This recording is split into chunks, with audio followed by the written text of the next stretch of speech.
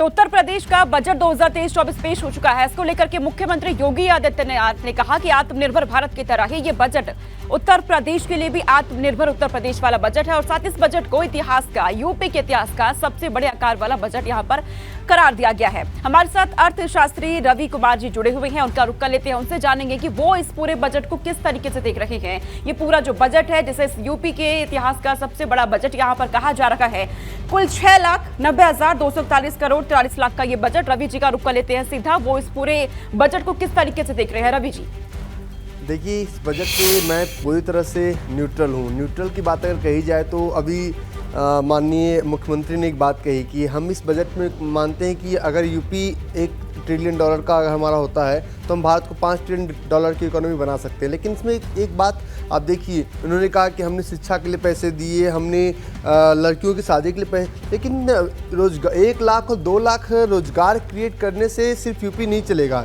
UP में देश की सबसे बड़ी जनसंख्या रहती है। वहाँ पे आप जैसे गोरखपुर की बात की जाए, गोरखपुर में आपने कहा कि हम 100 करोड़ दे रहे हैं रोजगार के लिए, एम्प्लॉयमेंट के लिए। तो आप एम्प्लॉयमेंट क्रिएट करने की बात की जाए तो ये बजट मेरे लिए बिल्कुल न्यूट्रल है। और अगर एक लाइन में कहा जाए तो चुनावी बजट मुझे दिखा। और बजट में आपने कहा कि हम आपने लोगों को हैंडीकैप्ड बनाया कि हम आपको शादी के लिए पैसे दे रहे हैं, बच्चे के लिए पैसे दे रहे हैं, लेकिन एम्प्लॉयमेंट पे पूरा फोकस्ड आप नहीं कर रहे हैं। हाँ, शिक्षा पे आपने डिजिटल एजुकेशन की बात की कि हम टैब बांटेंगे, मोबाइल बांटेंगे। आज के डेट में टैब और मोबाइल हर एक के पॉकेट में है, ये बांटने की जरूरत ही नहीं है। यानी कि केंद्र सरकार का जब बजट पेश हुआ था रवि जी, उसे भी चुनावी बजट यहाँ पर बताया जा रहा था। और इस बजट में भी कहीं ना कहीं आप ये देख रहे हैं कि नगर निकाय चुनाव होने वाले हैं, लोकसभा चुनाव होने वाले हैं, उसको ध्यान में रखा गया है। देखिए, एक बहुत बड़ी बात, मैंने क्या कहा, मैं न्यूट्रल हूँ। न्यूट्रल होने का मतलब है कि देश कैसे बढ़ेगा। हम अभी भी दुनिया में सबसे बड़े कंज्यूमर हैं और यूपी में सबसे बड़ी जनसंख्या रहती है। जिस उत्तर प्रदेश की हम बात कर रहे हैं, यहीं से हमारे देश की राजनीति और रणनीति तैयार होती है। लेकिन राजनीति और रणनीति को देखते हुए आप जब तक हम दुनिया में सबसे बड़ी पॉपुलेशन में आज के डेट में है, number 1 population in the world. UP तो खैर देश में आगे है ही। और अगर इस बजट में अगर आप बात करें कितनी इंडस्ट्रीज़ को लाने की बात की गई, ईज ऑफ डूइंग बिजनेस की बात हम करते हैं। चलिए हम देश स्तर पे बात नहीं करें, राज्य स्तर पे भी ऐसा नहीं हुआ।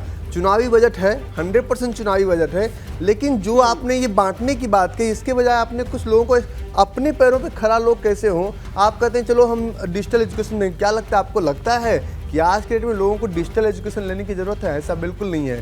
तो थोड़ा सा इन्होंने रुख अलग कर दिया। पैसे तो उतने ही दिए लेकिन रुख थोड़ा सा अलग कर दिया इन्होंने। क्योंकि रवि जी, कहा जा रहा है कि इस बजट में युवाओं पर खास तौर पर फोकस हमने किया है, ऐसा सरकार कह रही है। आप क्या देख रहे हैं, युवाओं के लिए इस बजट में क्या किया? देखिए जी, जिस देश में हम एजुकेशन पे ही यहाँ पे हमने किताबी एजुकेशन की बात कही और आप कह रहे हैं कि हम डिजिटल एजुकेशन की बात करेंगे। आप युवाओं को अगर आप डिजिटल एजुकेशन की बात करते हैं तो आज के डेट में सारा युवा, आज के डेट में वो समय नहीं रहा कि माइक्रोसॉफ्ट का डॉस सीखना है और हमें वर्ड और एक्सेल सीखना है। सब लोग आज के डेट में डिजिटली लिटरेट हो चुके हैं।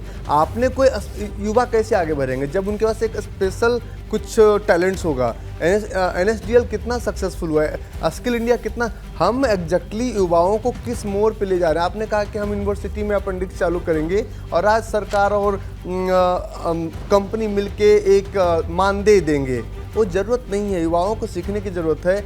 मैं एक बात बोलूं कि देखिए, इन लोगों ने बजट बनाया, बहुत अच्छा बनाया, क्योंकि मैं इसको न्यूट्रल हूं बिल्कुल।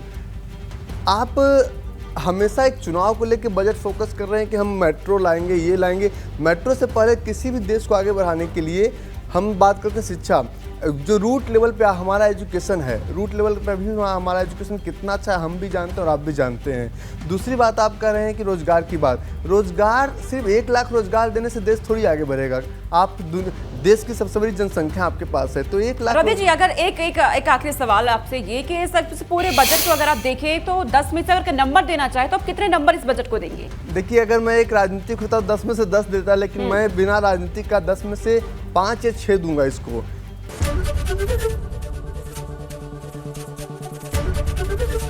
एबीपी गंगा, खबर आपकी, जुबान आपकी।